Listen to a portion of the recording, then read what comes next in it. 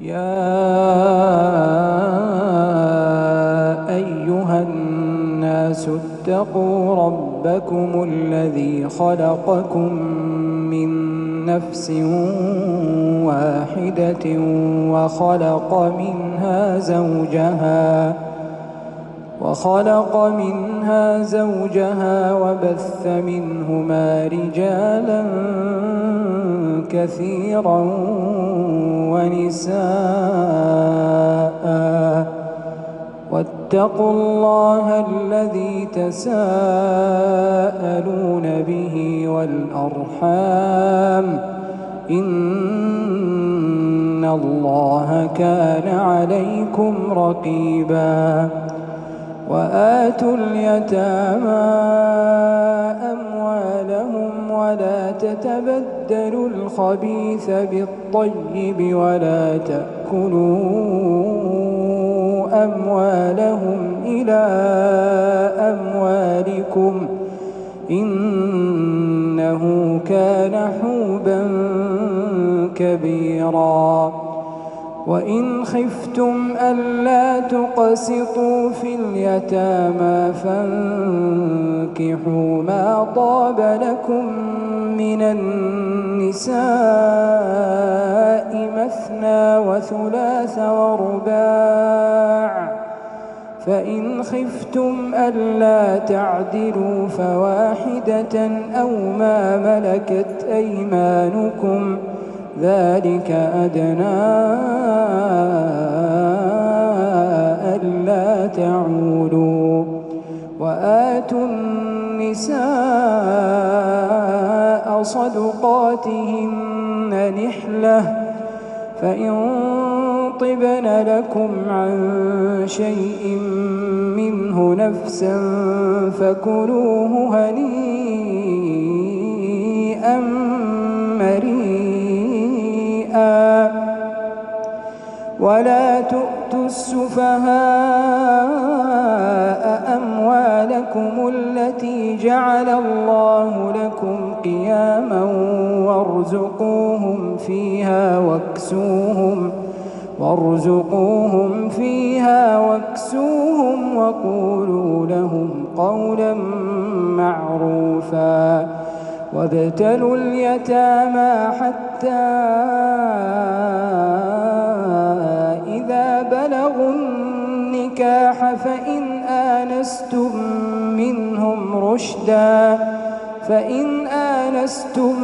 منهم رشدا فادفعوا إليهم أموالهم ولا تأكلوها إسرافا وبدارا أن يكبروا، ومن كان غنيا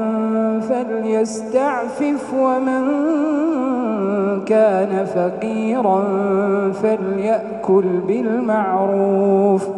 فإذا دفعتم إليهم أموالهم فأشهدوا عليهم وكفى بالله حسيبا.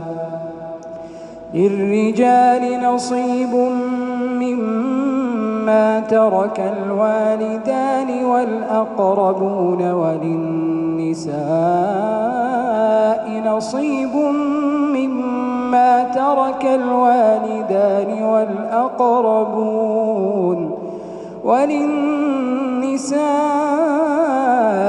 نصيب مما ترك الوالدان والأقربون مما قل منه أو كثر نصيبا مفروضا. وإذا حضر القسمة أولو القربى واليتامى والمساكين فارزقوهم منه وقولوا لهم قولا معروفا. وليخشى الذين لو تركوا من خلفهم ذرية ضعافا خافوا عليهم فليتقوا الله وليقولوا قولا سديدا.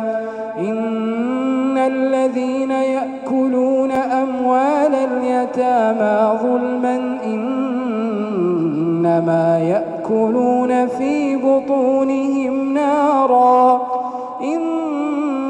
إنما يأكلون في بطونهم نارا وسيصلون سعيرا يوصيكم الله في أولادكم للذكر مثل حظ الأنثيين فإن كن نساء فوق 2 فلهن ثلثا ما ترك وإن كانت واحدة فلها النصف ولأبويه لكل واحد منهما السدس مما ترك إن كان له ولد فإن لم يكن له ولد وورثه أبواه فلأمه الثلث فإن كان له إخوة فلأمه السدس من بعد وصية يوصي بها أو دين آباؤكم وأبناؤكم لا تدرون أيهم أقرب لكم نفعا فريضة من الله إن الله كان عليما حكيما ولكم نصف ما ترك أزواجكم إن لم يكن لهن ولد فإن كان لهن ولد فلكم الربع مما تركن من بعد وصية يوصين بها أو دين ولهن الربع مما تركتم إن لم يكن لكم ولد فإن كان لكم ولد فلهن الثمن مما تركتم من بعد وصية توصون بها أو دين وإن كان رجل يورث كلالة أو امرأة وله أخ أو أخت فلكل واحد منهما السدس فإن كانوا أكثر من ذلك فهم شركاء في الثلث من بعد وصية يوصى بها أو دين غير مضار وصية من الله والله عليم حليم تلك حدود الله ومن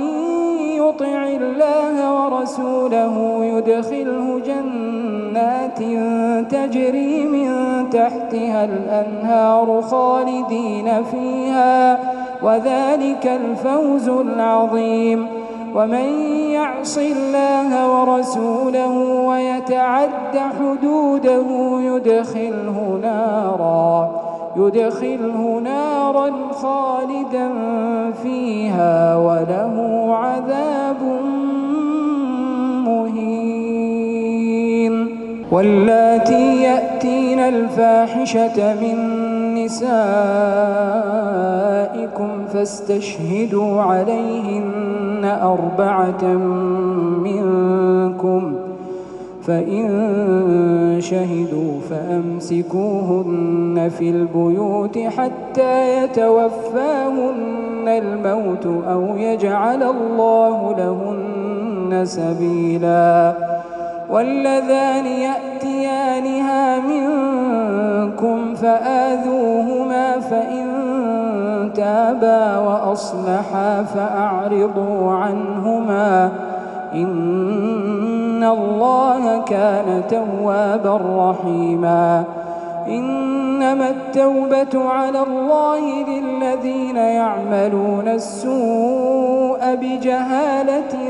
ثم يتوبون من قريب فأولئك أولئك يتوب الله عليهم وكان الله عليما حكيما. وليست التوبة للذين يعملون السيئات حتى إذا حضر أحدهم الموت قال إني تبت الآن حتى إذا حضر أحدهم الموت قال إني تبت الآن ولا الذين يموتون وهم كفار أولئك أعتدنا لهم عذابا أليما. يا أيها الذين آمنوا لا يحل لكم أن ترثوا النساء كرها ولا تعضلوهن لتذهبوا ببعض ما آتيتموهن إلا أن يأتين بفاحشة مبينة وعاشروهن بالمعروف فإن كرهتموهن فعسى أن تكرهوا شيئا ويجعل الله فيه خيرا كثيرا. وإن أردتم استبدال زوج مكان زوج وآتيتم إحداهن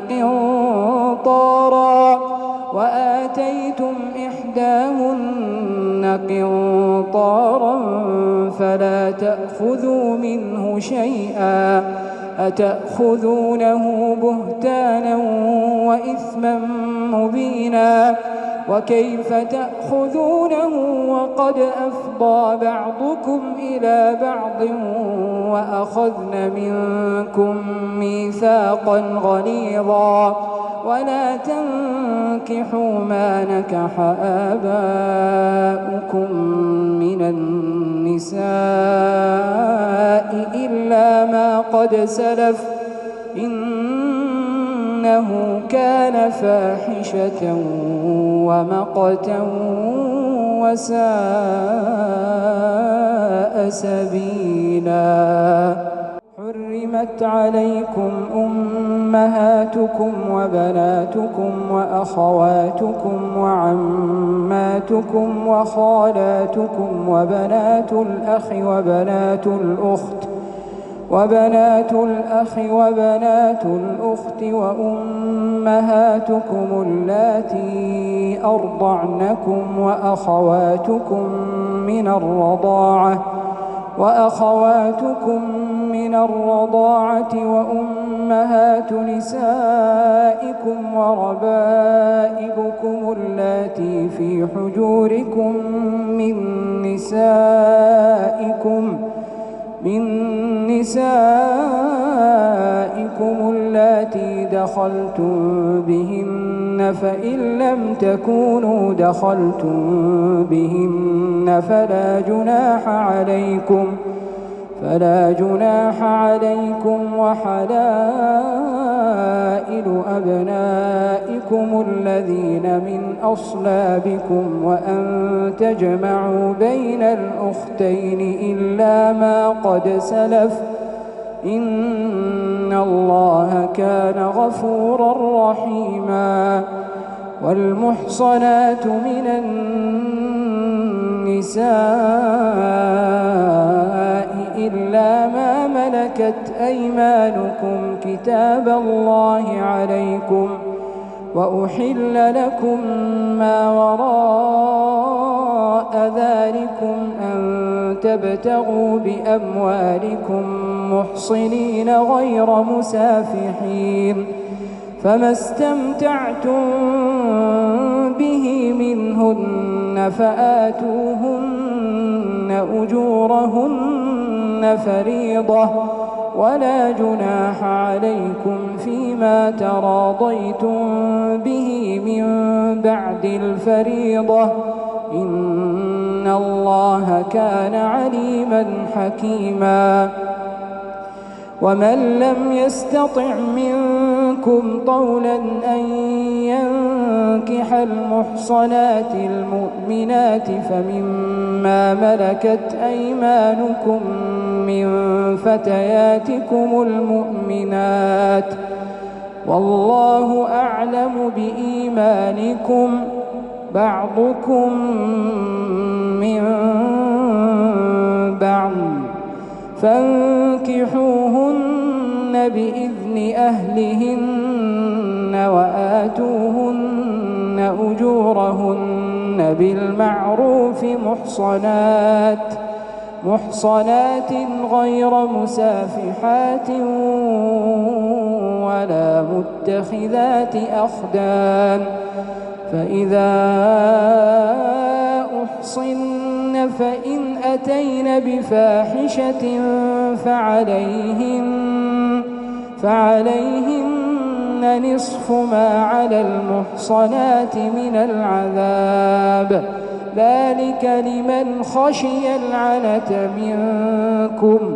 وأن تصبروا خير لكم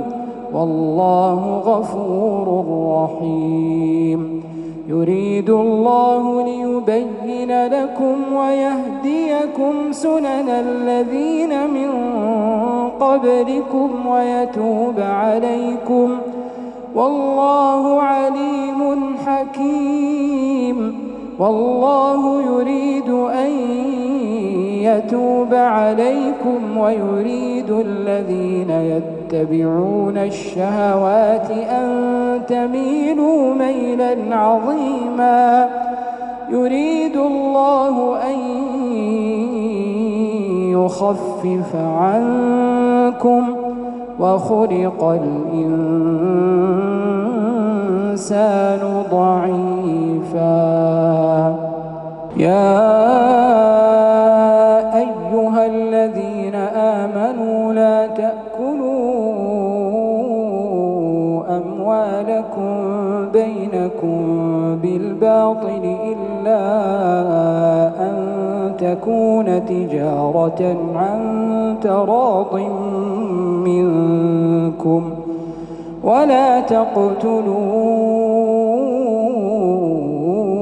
أنفسكم إن الله كان بكم رحيما ومن يفعل ذلك عدوانا وظلما فسوف نصليه نارا وكان ذلك على الله يسيرا إن تجتنبوا كبائر ما تنهون عنه نكفر عنكم سيئاتكم وندخلكم مدخلا كريما ولا تتمنوا ما فضل الله به بعضكم على بعض للرجال نصيب مما اكتسبوا وللنساء نصيب مما اكتسبن واسألوا الله من فضله إن الله كان بكل شيء عليما ولكل جعلنا موالي مما ترك الوالدان والأقربون والذين عقدت أيمانكم فآتوهم نصيبهم إن الله كان على كل شيء شهيدا الرجال قوامون على النساء بما فضل الله بعضهم على بعض وبما أنفقوا من أموالهم فالصالحات قانتات حافظات للغيب بما حفظ الله واللاتي تخافون نشوزهن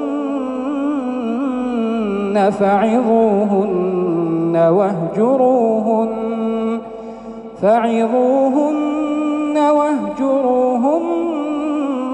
في المضاجع واضربوهن، فإن أطعنكم فلا تبغوا عليهن سبيلا، إن الله كان عليا كبيرا. وإن خفتم شقاق بينهما فابعثوا حكما من أهله وحكما من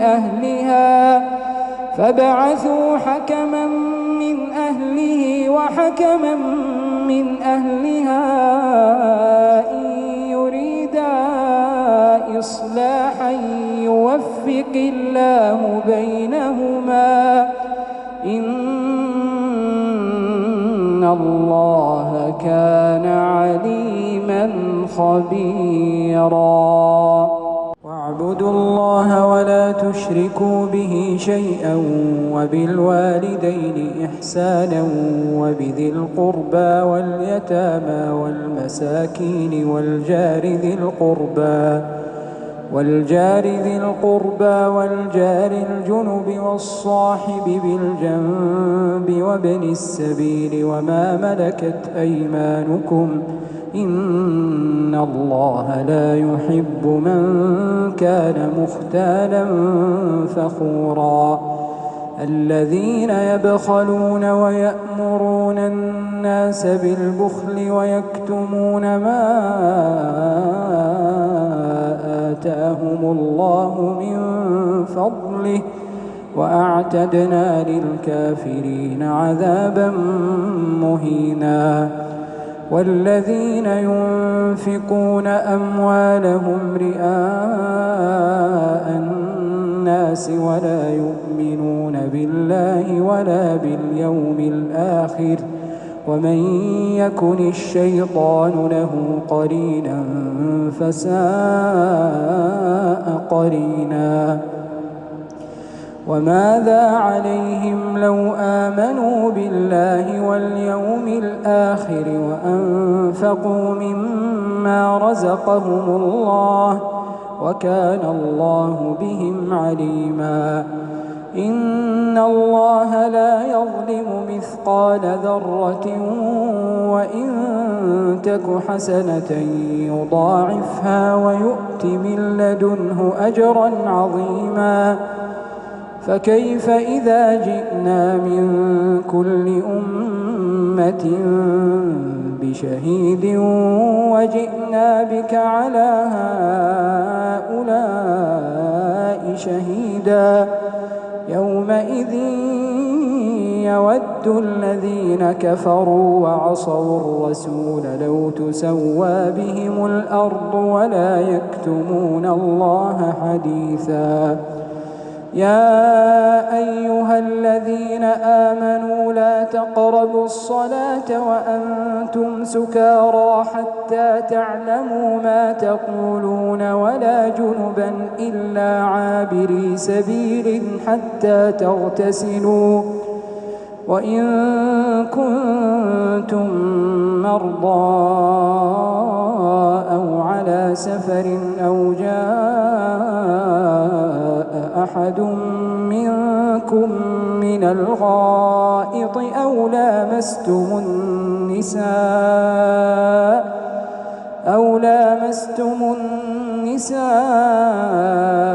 فلم تجدوا ماء فتيمموا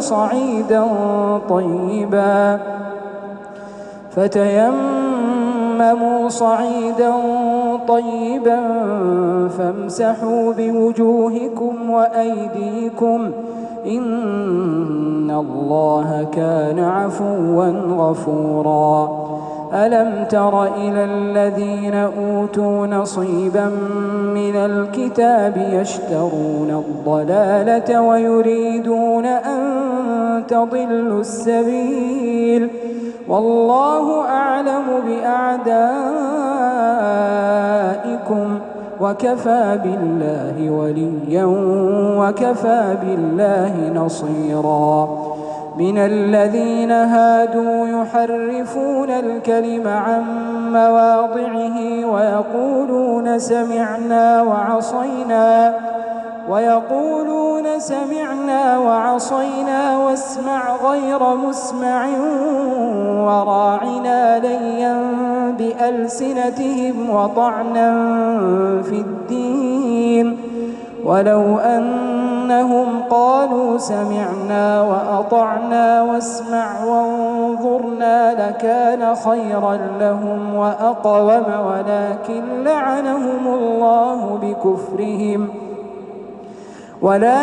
لعنهم الله بكفرهم فلا يؤمنون إلا قليلا. يا أيها الذين أوتوا الكتاب آمنوا بما نزلنا مصدقا لما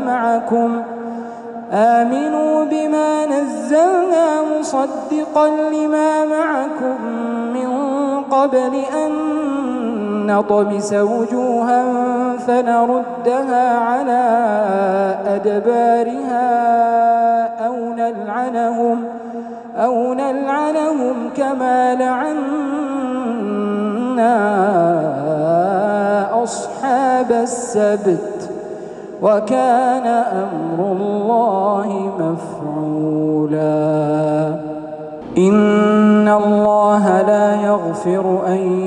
يشرك به ويغفر ما دون ذلك لمن يشاء ومن يشرك بالله فقد افترى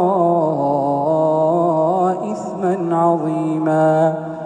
ألم تر إلى الذين يزكون أنفسهم بل الله يزكي من يشاء ولا يظلمون فتيلا. انظر كيف يفترون على الله الكذب وكفى به إثما مبينا. ألم تر إلى الذين أوتوا نصيبا من الكتاب يؤمنون بالجبت والطاغوت ويقولون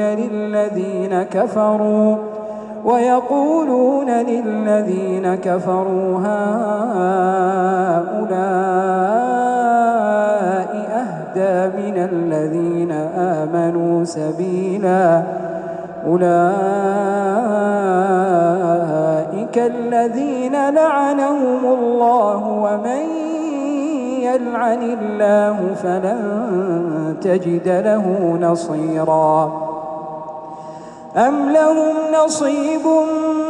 من الملك فإذا لا يؤتون الناس نقيرا. أم يحسدون الناس على ما آتاهم الله من فضله فقد آتينا آل إبراهيم الكتاب والحكمة وآتيناهم ملكا عظيما. فمنهم من آمن به ومنهم من صد عنه وكفى بجهنم سعيرا. إن الذين كفروا بآياتنا سوف نصليهم نارا كلما نضجت جلودهم بدلناهم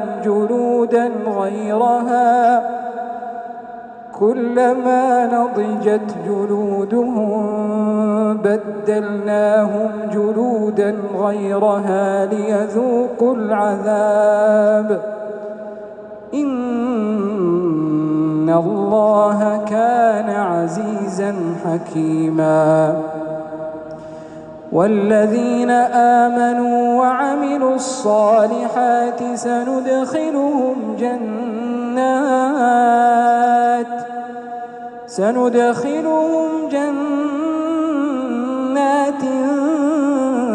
تجري من فيها الأنهار خالدين فيها أبدا لهم فيها أزواج مطهرة وندخلهم ظلا ظليلا إن الله يأمركم أن تؤدوا الأمانات إلى أهلها وإذا حكمتم بين الناس أن تحكموا بالعدل إن الله نعما يعظكم به إن الله كان سميعا بصيرا يا أيها الذين آمنوا أطيعوا الله وأطيعوا الرسول وأولي الأمر منكم فإن تنازعتم في شيء فردوه إلى الله والرسول إن كنتم تؤمنون بالله واليوم الآخر ذلك خير وأحسن تأويلا ألم تر إلى الذين يزعمون أنهم آمنوا بما أنزل إليك وما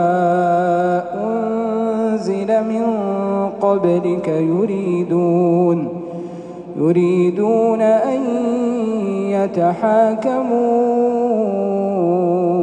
إلى الطاغوت وقد أمروا أن يكفروا به ويريد الشيطان أن يضلهم ضلالا بعيدا وإذا قيل لهم تعالوا إلى ما أنزل الله وإلى الرسول رأيت المنافقين يصدون عنك صدودا فكيف إذا أصابتهم مصيبة بما قدمت أيديهم ثم جاءوك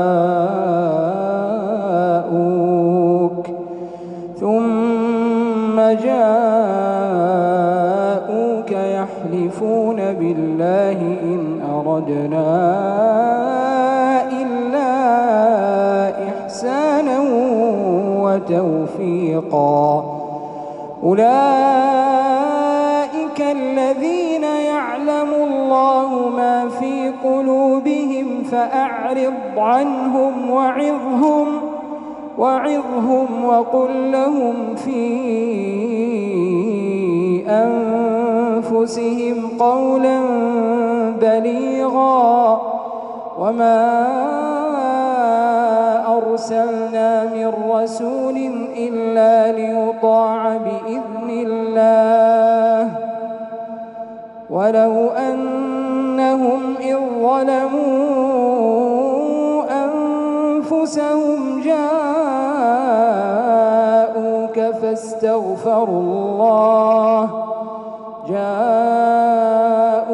فاستغفروا الله واستغفر لهم الرسول لوجدوا الله توابا رحيما فلا وربك لا يؤمنون حتى يحكموك فيما شجر بينهم ثم لا يجدوا في أنفسهم حرجا مما قضيت ويسلموا تسليما ولو أنا كتبنا عليهم أن اقتلوا أنفسكم أو اخرجوا من دياركم ما فعلوه إلا قليل منهم ولو أنهم فعلوا ما يوعظون به لكان خيرا لهم وأشد تثبيتا وإذا لآتيناهم من لدنا أجرا عظيما ولهديناهم صراطا مستقيما ومن يطع الله والرسول فأولئك مع الذين أنعم الله عليهم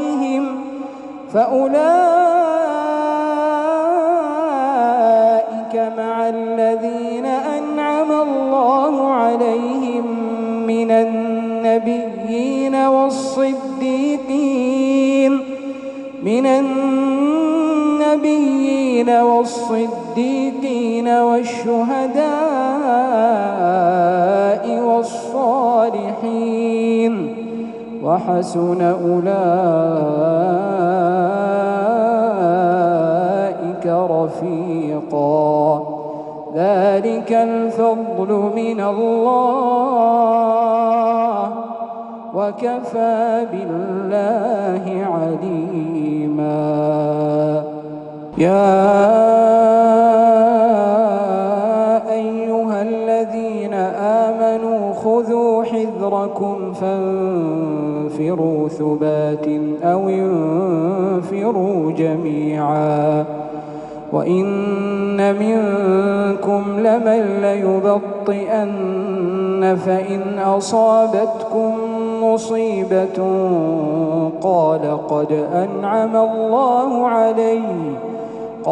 قد أنعم الله علي إذ لم أكن معهم شهيدا ولئن أصابكم فضل من الله ليقولن كأن لم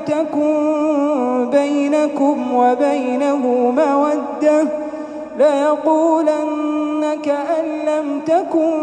بينكم وبينه مودة يا ليتني كنت معهم فأفوز فوزا عظيما فليقاتل في سبيل الله الذين يشرون الحياة الدنيا بالآخرة ومن يقاتل في سبيل الله فيقتل أو يغلب فسوف نؤتيه أجرا عظيما وما لكم لا تقاتلون في سبيل الله والمستضعفين من الرجال والنساء والولدان الذين يقولون ربنا أخرجنا من هذه القرية الظالم أهلها واجعل لنا من لدنك وليا واجعل لنا من لدنك نصيرا الذين آمنوا يقاتلون في سبيل الله والذين كفروا يقاتلون في سبيل الطاغوت فقاتلوا أولياء الشيطان إن كيد الشيطان كان ضعيفا ألم تر إلى الذين قيل لهم كفوا أيديكم وأقيموا الصلاة وآتوا الزكاة فلما كتب عليهم القتال إذا فريق منهم يخشون الناس كخشية الله أو أشد خشية وقالوا ربنا لم كتبت علينا القتال لولا أخرتنا إلى أجل متاع الدنيا قليل والآخرة خير لمن اتقى ولا تظلمون فتيلا أينما تكونوا يدرككم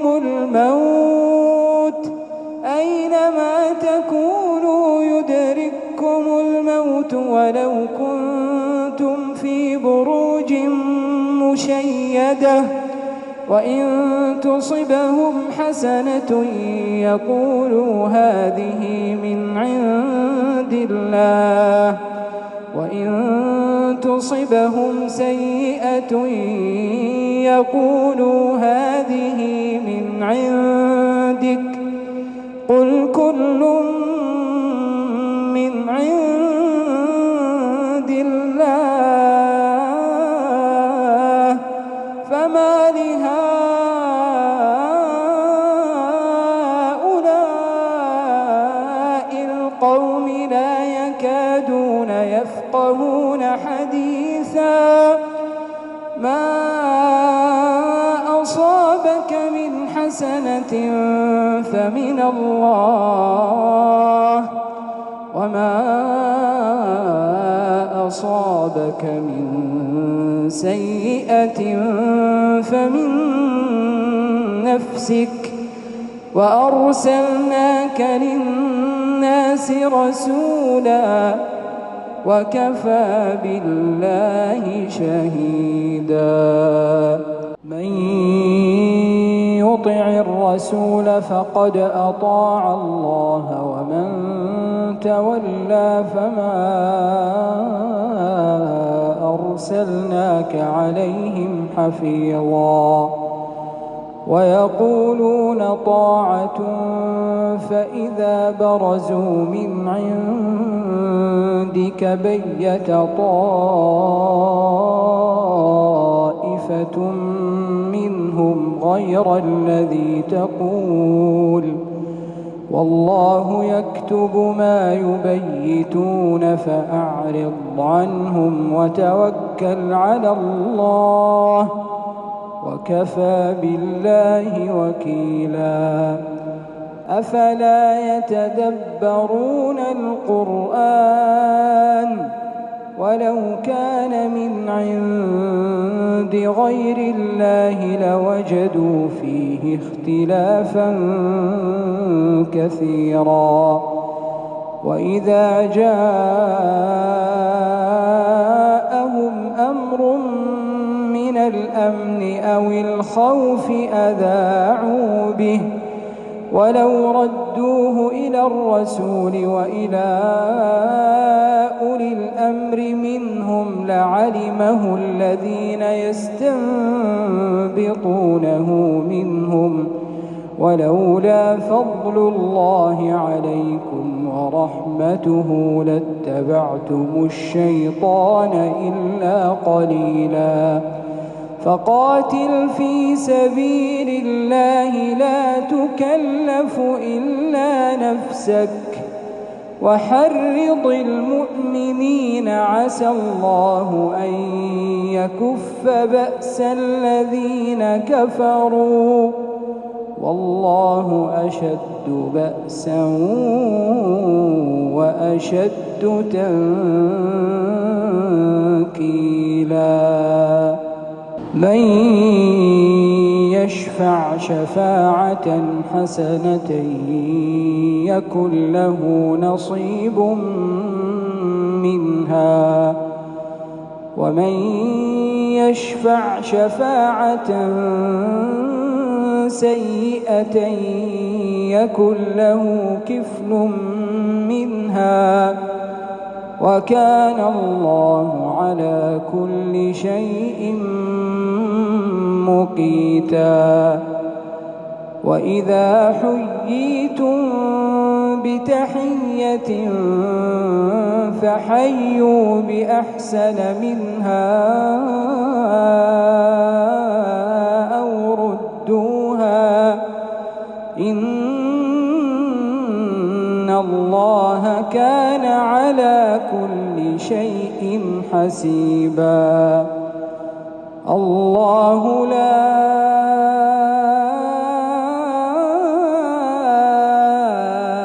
إله إلا هو ليجمعنكم إلى يوم القيامة لا ريب فيه ومن أصدق من الله حديثا. فما لكم في المنافقين فئتين والله أركسهم بما كسبوا أتريدون أن تهدوا من أضل الله ومن يضلل الله فلن تجد له سبيلا ودوا لو تكفرون كما كفروا فتكونون سواء فلا تتخذوا منهم أولياء حتى يهاجروا في سبيل الله فإن تولوا فخذوهم واقتلوهم حيث وجدتموهم ولا تتخذوا منهم وليا ولا نصيرا إلا الذين يصلون إلى قوم بينكم وبينهم ميثاق أو جاءوكم حصرت صدورهم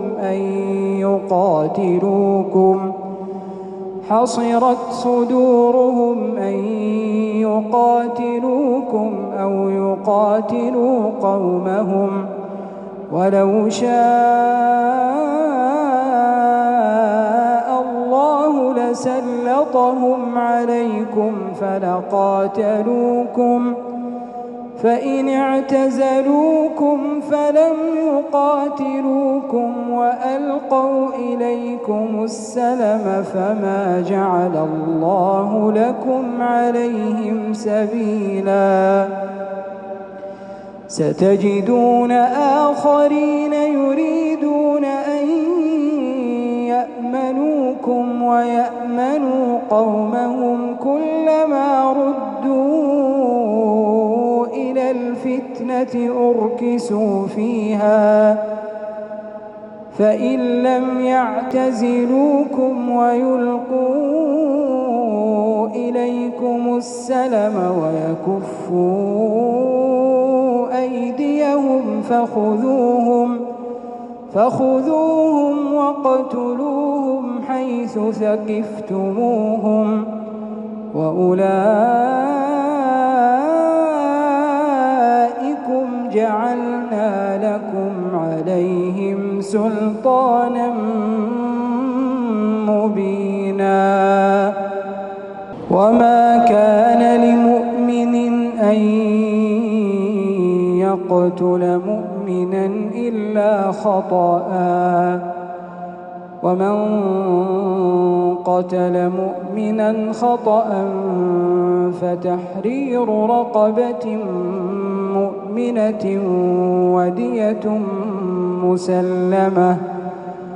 ودية مسلمة إلى أهله إلا أن يصدقوا فإن كان من قوم عدو لكم وهو مؤمن فتحرير رقبة مؤمنة وإن كان من قوم بينكم وبينهم ميثاق فدية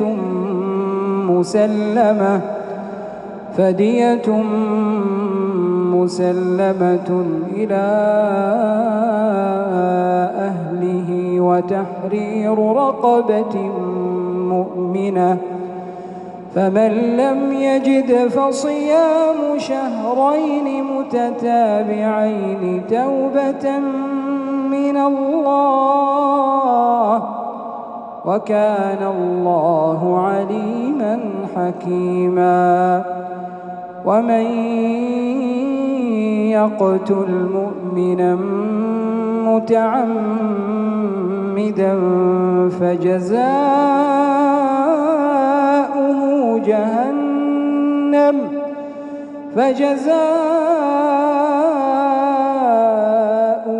جهنم خالدا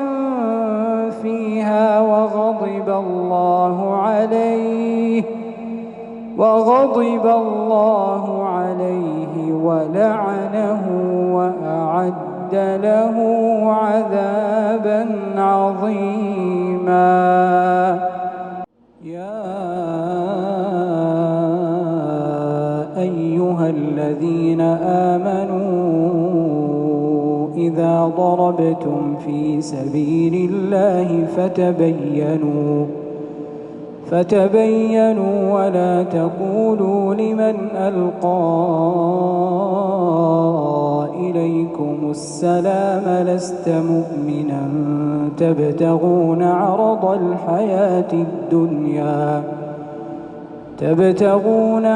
الحياة الدنيا فعند الله مغانم كثيرة كذلك كنتم من قبل فمن الله عليكم فتبينوا إن الله كان بما تعملون خبيرا. لا يستوي القاعدون من المؤمنين غير أولي الضرر والمجاهدون في سبيل الله بأموالهم وأنفسهم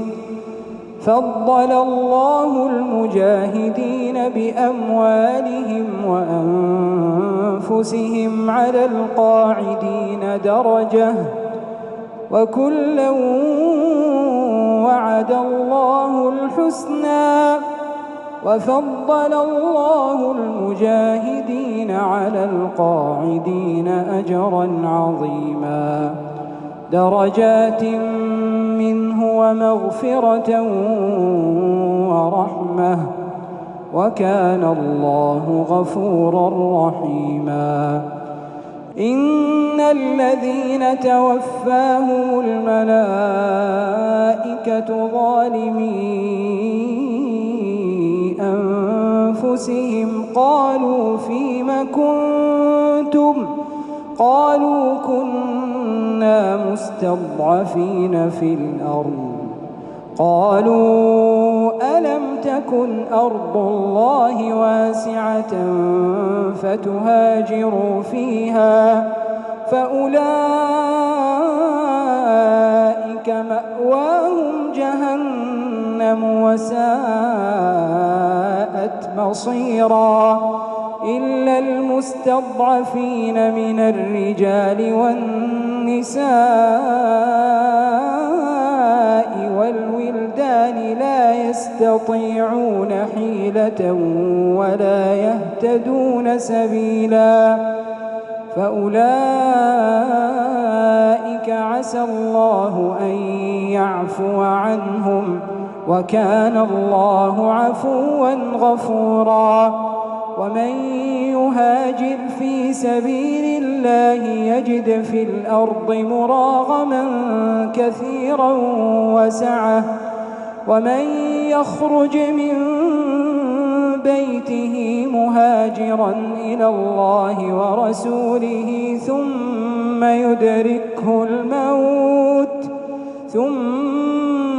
يدركه الموت فقد وقع أجره على الله وكان الله غفورا رحيما. وإذا ضربتم في الأرض فليس عليكم جناح أن تقصروا من الصلاة إن خفتم أن يفتنكم الذين كفروا إن الكافرين كانوا لكم عدوا مبينا وإذا كنت فيهم فأقمت لهم الصلاة فلتقم طائفة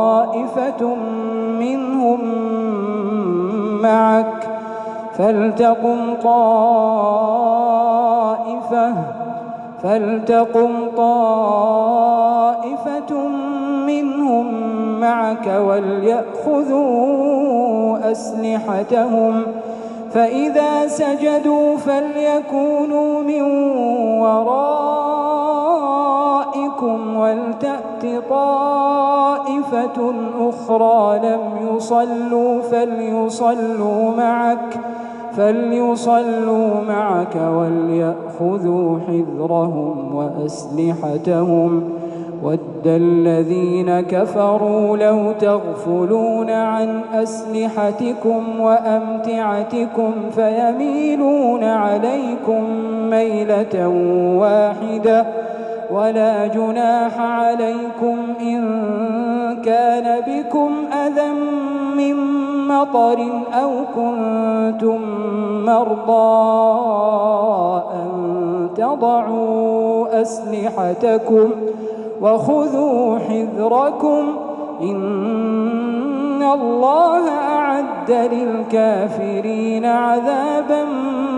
مهينا فإذا قضيتم الصلاة فاذكروا الله قياما وقعودا وعلى جنوبكم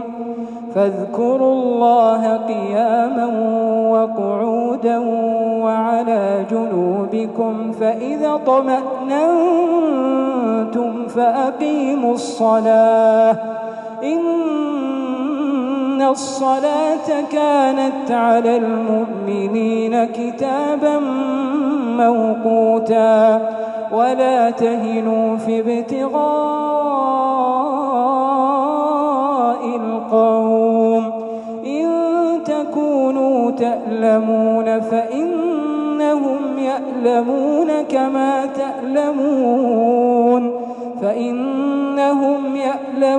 كما تألمون وترجون من الله ما لا يرجون وكان الله عليما حكيما إنا أنزلنا إليك الكتاب بالحق لتحكم بين الناس بما أراك الله ولا تكن للخائنين خصيما واستغفر الله إن الله كان غفورا رحيما ولا تجادل عن الذين يختانون أنفسهم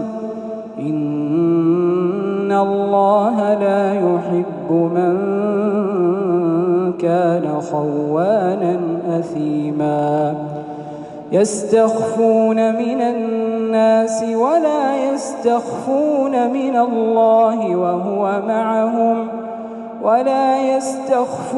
من الله وهو معهم إذ يبيتون ما لا يرضى من القول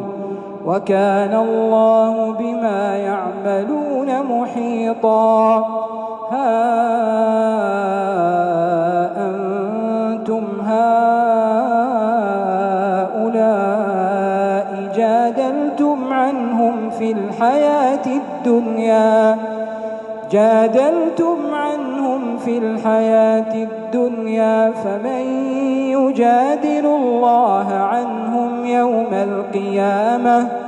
فمن يجادل الله عنهم يوم القيامة أم من يكون عليهم وكيلا ومن يعمل سوءا أو يظلم نفسه ثم يستغفر ثم يستغفر الله يجد الله غفورا رحيما ومن يكسب إثما فإنما يكسبه على نفسه وكان الله عليما حكيما ومن يكسب خطيئة أو إثما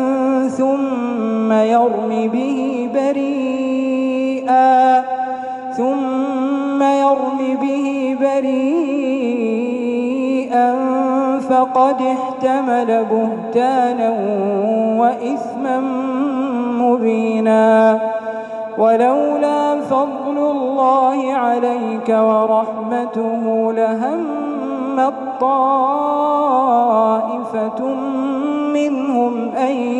يضلوك وما يضلون إلا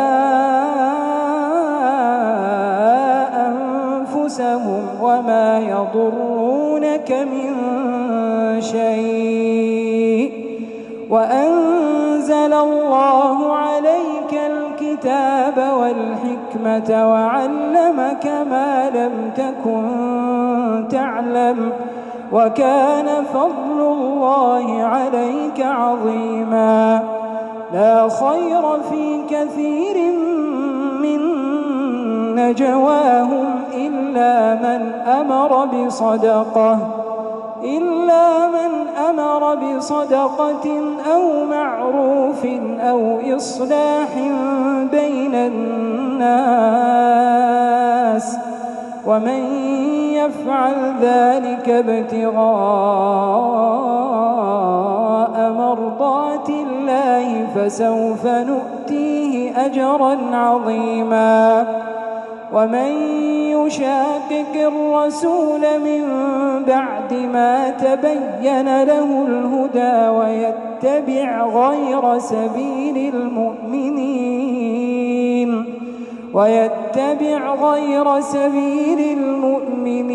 نوله ما تولى ونصله جهنم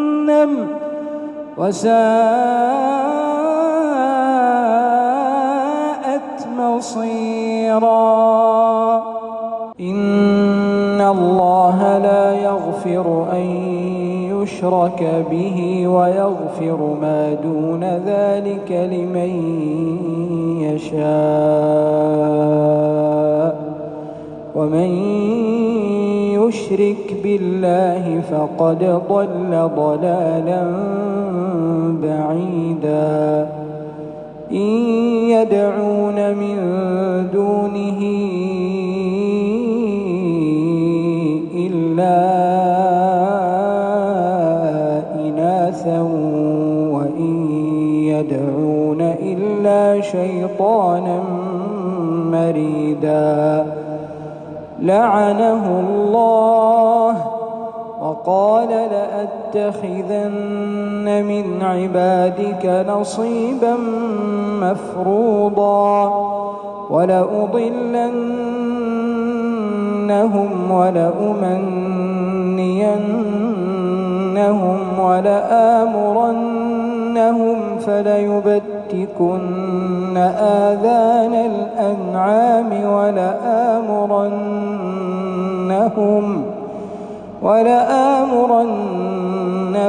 فليغيرن خلق الله ومن يتخذ الشيطان وليا من دون الله فقد خسر خسرانا مبينا يعدهم ويمنيهم وما يعدهم الشيطان إلا غرورا أولئك مأواهم جهنم ولا يجدون عنها محيصا والذين آمنوا وعملوا الصالحات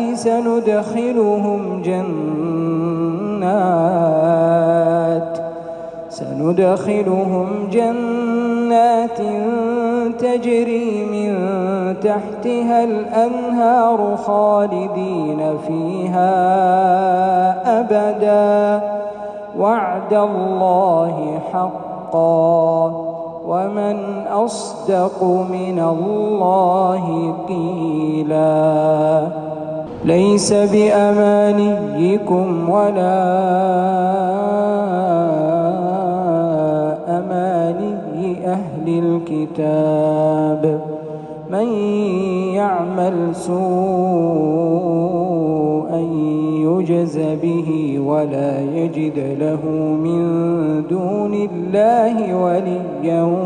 ولا نصيرا ومن يعمل من الصالحات من ذكر أو أنثى وهو مؤمن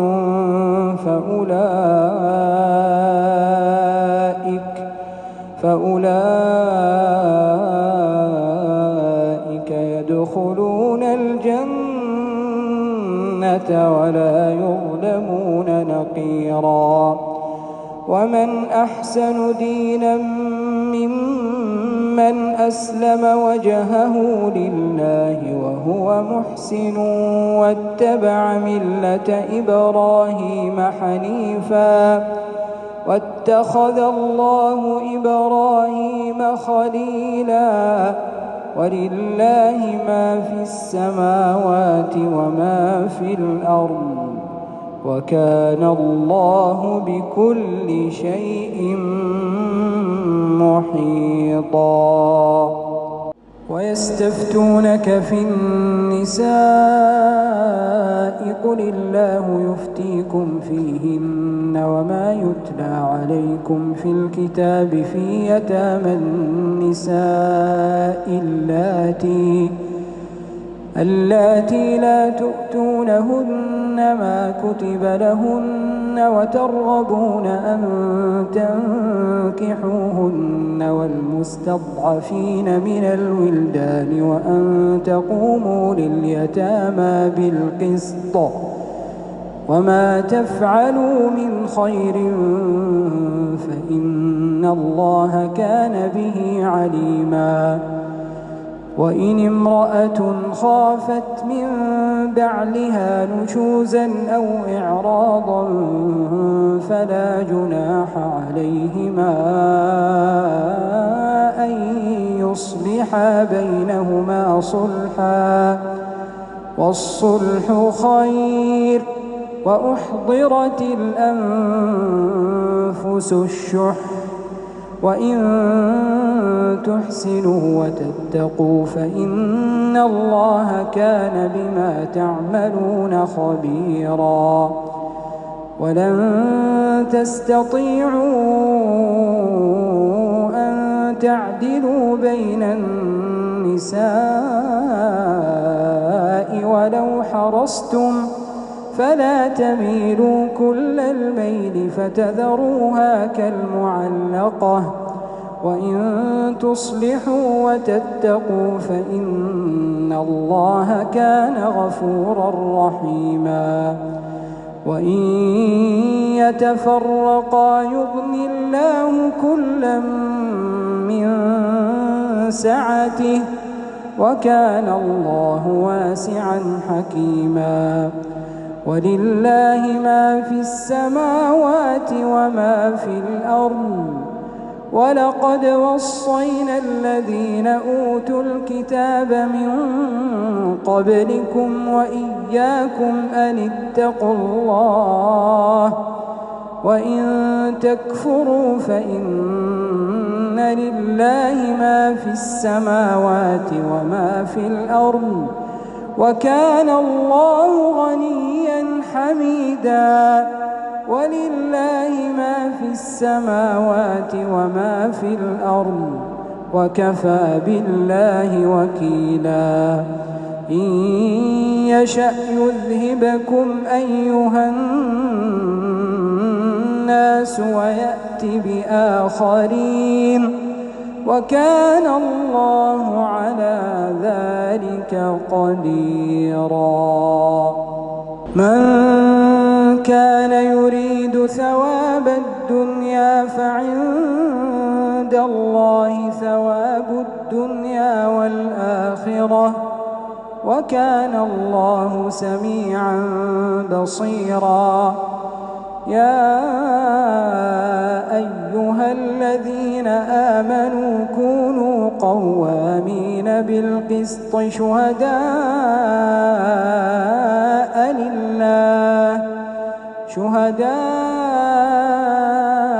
لله ولو على أنفسكم أو الوالدين والأقربين إن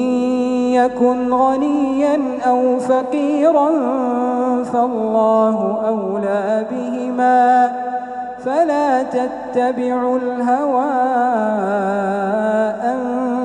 تعدلوا وإن تلووا أو تعرضوا فإن الله كان بما تعملون خبيرا. يا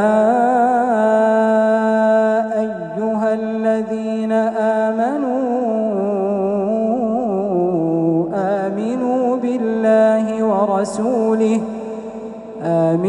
بالله ورسوله والكتاب الذي نزل على رسوله والكتاب الذي أنزل من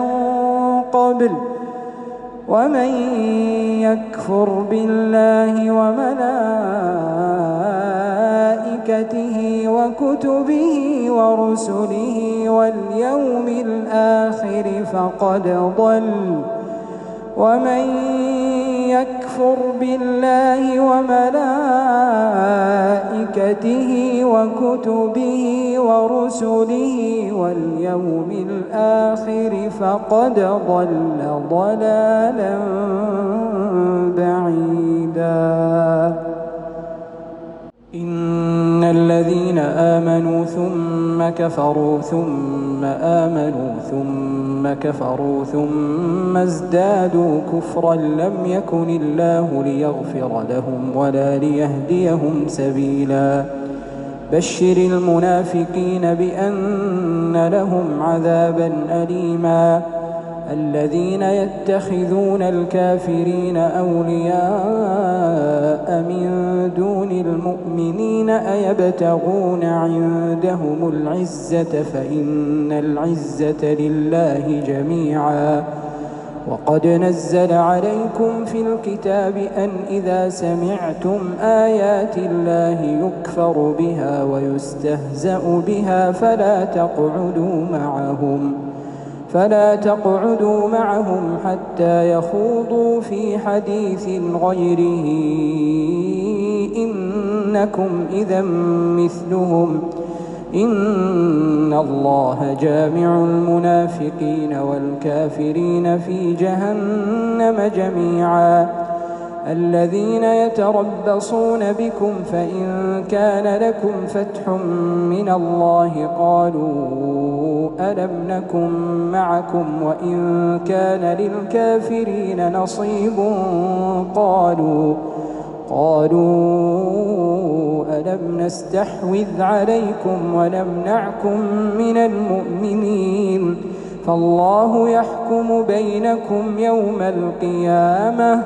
ولن يجعل الله للكافرين على المؤمنين سبيلا. إن المنافقين يخادعون الله وهو خادعهم وإذا قاموا إلى الصلاة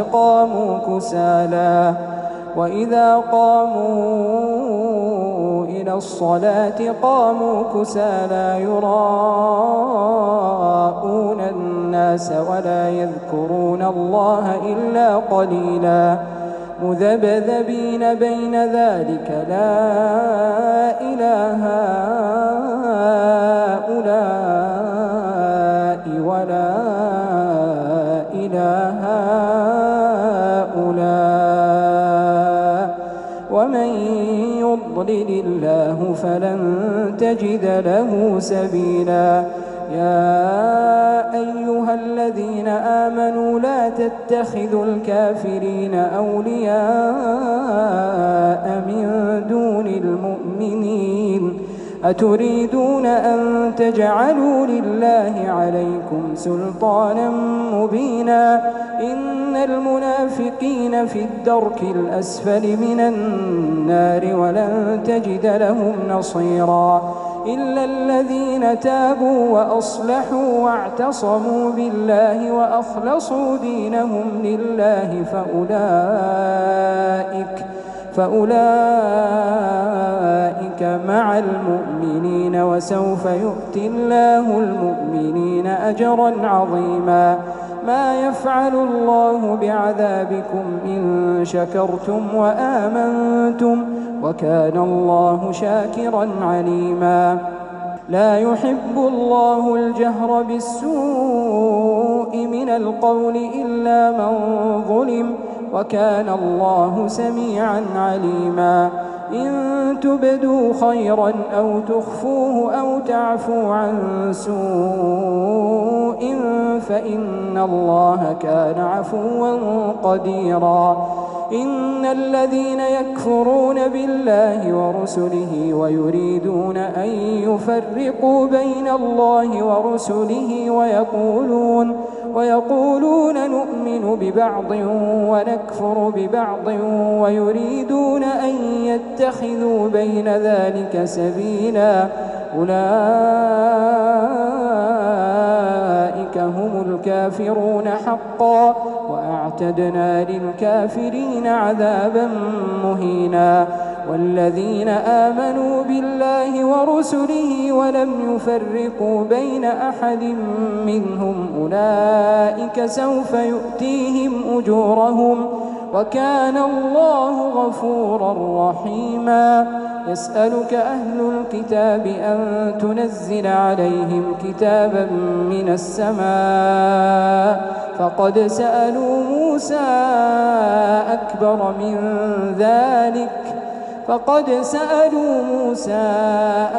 من ذلك فقالوا أرنا الله جهرة فأخذتهم الصاعقة بظلمهم ثم اتخذوا العجل من بعد ما جاءتهم البينات فعفونا عن ذلك وآتينا موسى سلطانا مبينا ورفعنا فوقهم الطور بميثاقهم وقلنا لهم ادخلوا الباب سجدا وقلنا لهم لا تعدوا في السبت وأخذنا منهم ميثاقا غليظا فبما نقضهم ميثاقهم وكفرهم بآيات الله وقتلهم الأنبياء بغير حق وقولهم قلوبنا غلف بل طبع الله عليها بكفرهم فلا يؤمنون إلا قليلا وبكفرهم وقولهم على مريم بهتانا عظيما وقولهم إنا قتلنا المسيح عيسى بن مريم رسول الله وما قتلوه وما صلبوه ولكن شبه لهم وإن الذين اختلفوا فيه لفي شك منه ما لهم به من علم إلا اتباع الظن وما قتلوه يقينا بل رفعه الله إليه وكان الله عزيزا حكيما وإن من أهل الكتاب إلا ليؤمنن به قبل موته ويوم القيامة يكون عليهم شهيدا فبظلم من الذين هادوا حرمنا عليهم طيبات أحلت لهم وبصدهم عن سبيل الله كثيرا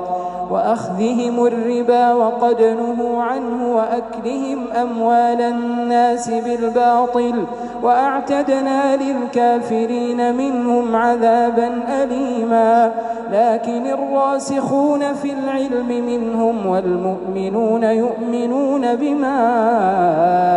أنزل إليك وما أنزل من قبلك والمقيمين الصلاة والمؤتون الزكاة والمؤمنون بالله واليوم الآخر أولئك سنؤتيهم أجرا عظيما. إنا أوحينا إليك كما أوحينا إلى نوح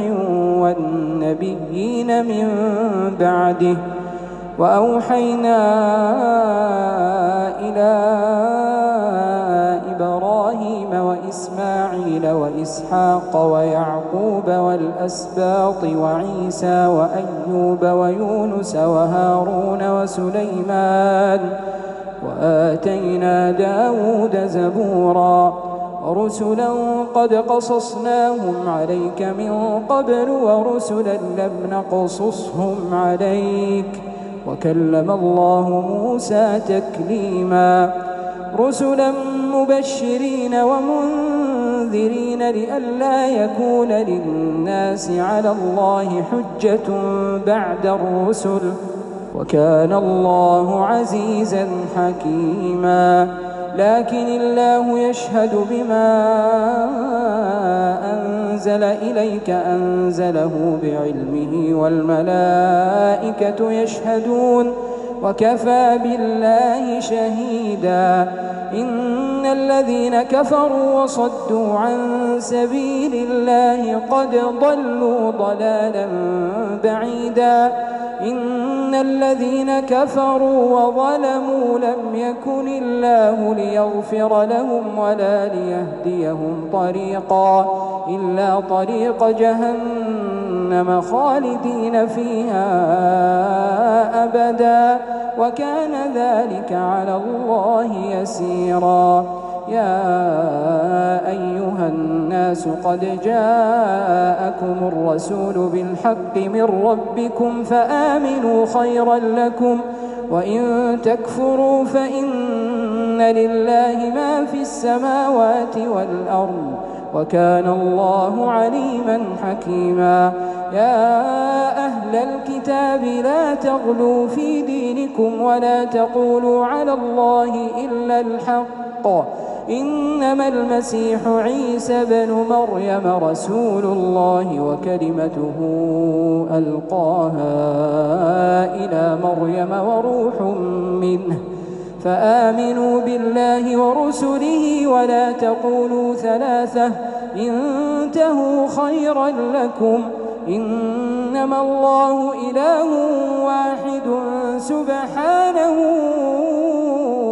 أن يكون له ولد له ما في السماوات وما في الأرض وكفى بالله وكيلا. لن يستنكف المسيح أن يكون عبدا لله ولا الملائكة المقربون ومن يستنكف عن عبادته ويستكبر فسيحشرهم إليه جميعا.